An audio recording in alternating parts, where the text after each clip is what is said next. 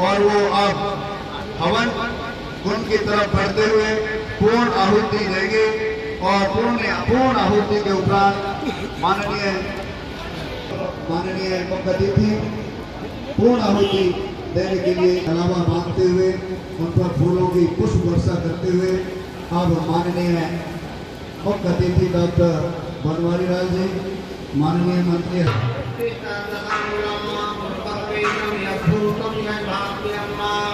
ओम हरि परिमाना सचत्रत्र पूर्वे साध्यासं देवाः नास्मि पुष्पाणि धातानो भगवान् च पुष्पाञ्जलिनादत्तं ध्यामः परस्मै मनःपराम्नि यस्य येन विद्येहं गामश्चावृतां स्वाहा आत्मपूर्वं रस्म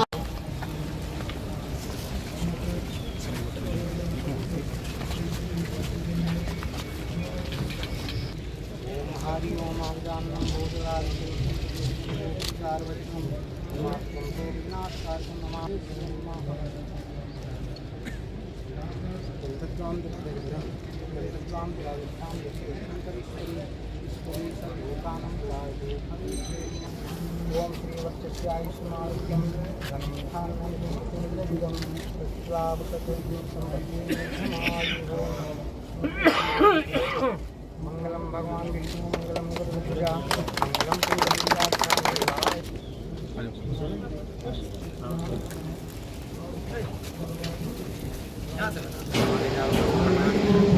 बटन दबाएंगे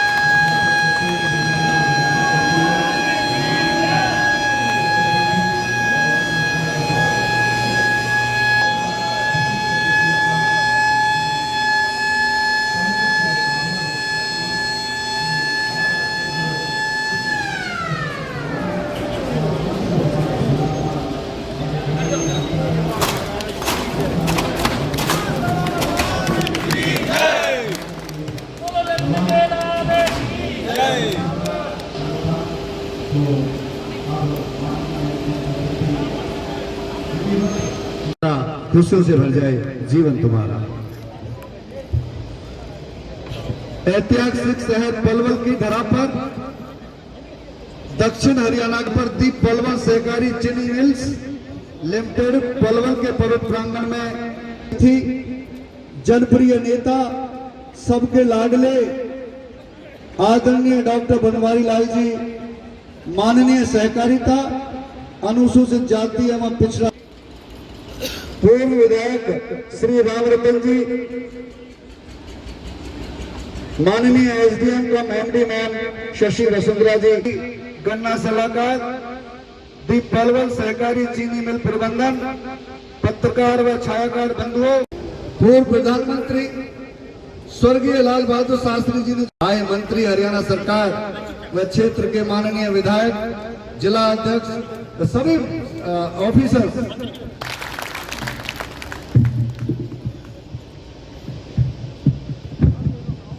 मिल के पढ़ाई सत्र 2022-23 के शुभ अवसर पर शॉल उड़ाते हुए माननीय एसडीएम मैम, प्रबंध निदेशक मैम शशि वसुंधरा जी, एचसीएस, तालियों के साथ में स्वागत किया जाए।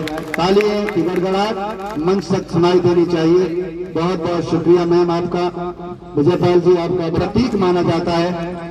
प्रवीण डागर जी को विजेंद्र जी और विजयपाल जी शॉल उड़ाते हुए और माननीय प्रबंध निदेशक।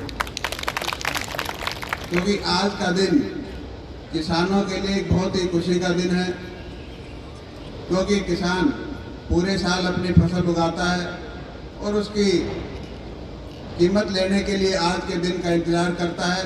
तो आज वो शुभ दिन आया है और किसानों का जो फसल जो गन्ना बोया है उसको कीमत मिलेगी और उसके घर में खुशहाली आएगी। तो ये बहुत अच्छा आज का दिन है।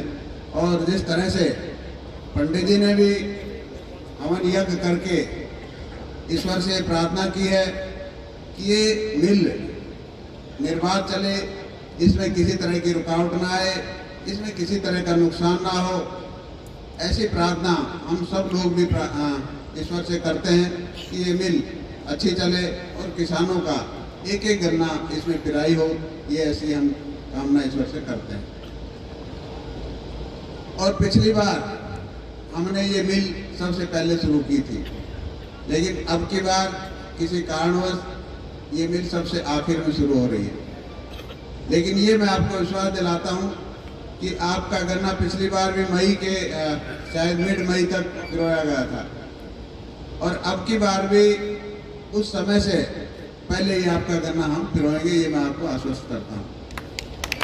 और मैंने अधिकारियों से आते ही ये दिशा निर्देश दे दिए हैं कि मिल ठीक है देरी से शुरू हुई है, कोई कारण है, लेकिन अब आज के बाद मिल 1 मिनट के लिए भी नहीं रुकनी चाहिए। ऐसे दिशा निर्देश मैंने अधिकारियों को दिए हैं और अधिकारियों ने आश्वस्त भी किया है कि ऐसा ही होगा और किसानों का एक एक गन्ना हम पिराई करेंगे और किसानों को किसी तरह की कोई तकलीफ हम नहीं होने देंगे, ऐसा मैं आपको आश्वस्त करता हूँ। और इस मिल के अंदर जो अभी बता रहे थे एमडी मैडम बता रही थी कि पिछली बार 36 लाख के करीब 35 लाख के करीब गन्ना इसमें पिराया गया था। तो अब की बार हमने 36 लाख क्विंटल का टारगेट रखा है और 10% इसकी रिकवरी का रेट रखा है। पिछली बार जो रिकवरी रेट था कम था और वो जब हमने इसकी सर्वे की तो पूरे हरियाणा में और पूरे देश के अंदर सभी शुगर मिल्स का जो रिकवरी रेट कम था।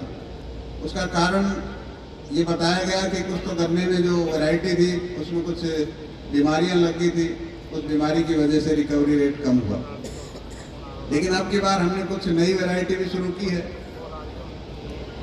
और उसकी वजह से रिकवरी रेट अच्छा आना चाहिए और इसके साथ साथ किसानों का भी इसमें सहयोग रहना चाहिए कि किसान अपने गन्ने को अच्छी तरह से साफ सुथरा करके लाए ताकि रिकवरी रेट अच्छा आए। और पेमेंट की जहाँ तक बात है, जब से हमारी सरकार बनी है मेरे ख्याल से गन्ने का पेमेंट किसी का बकाया नहीं है, समय पर पेमेंट होता है हर मिल के अंदर। किसान को पेमेंट के लिए कभी सड़कों पे नहीं आना पड़ा। इससे पहले देखा होगा गन्ने के पेमेंट के लिए लोगों को हड़तालें करनी पड़ती थी, प्रदर्शन करना पड़ता था, लेकिन अब किसान की किसी भी मिल के अंदर हमारी पेमेंट बकाया नहीं है।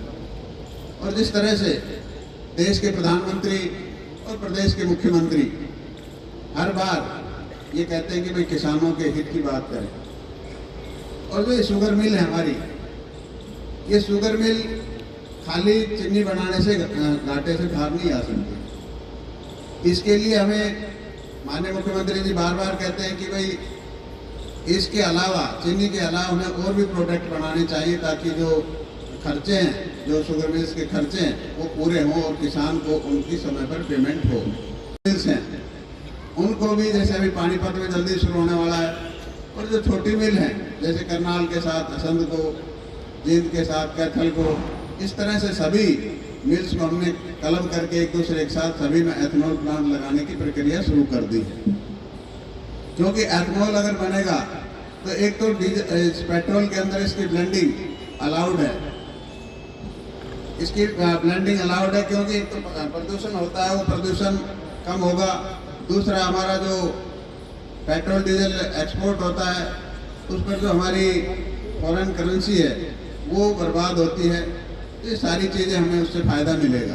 इसी तरह शुगर मिल्स की जो इनकम बढ़ेगी तो किसानों की जो पेमेंट है वो समय पर की जाएगी। इसके साथ साथ हमने रोहतक के अंदर, गोहाना के अंदर रिफाइंड शुगर बनाने का काम शुरू किया है। पलवल, कैथल और महम के अंदर पिछले 2 साल से हमने गुड़ बनाने का काम भी किया है।